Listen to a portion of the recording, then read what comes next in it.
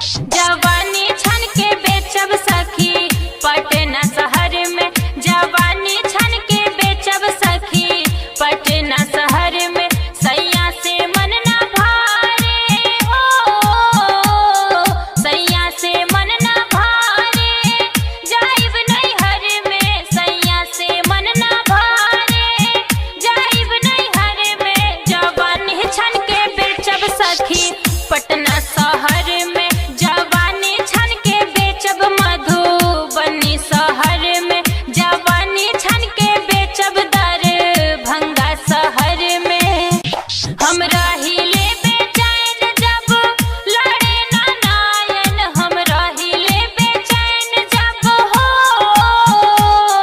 हम रहिले बेचैन अपना राजा के घर में। जवानी छन के बेचब सखी बेतिया शहर में, जवानी छन के बेचब मोतीहारी शहर में, जवानी छन के बेचब सखी पटना शहर में। उसुतेलानी फिकिर बाटे बेफिकिर, उसुतेलानी फिकिर हो,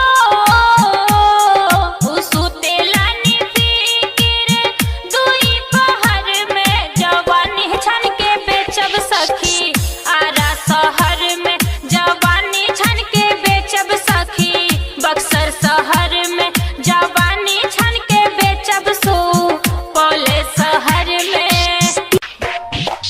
के बेदर्दी मारत बुझे न दर्द, अशोक सिंह मारत हो, मिलल प्रीति सिंह के दर्द एही उम्र में।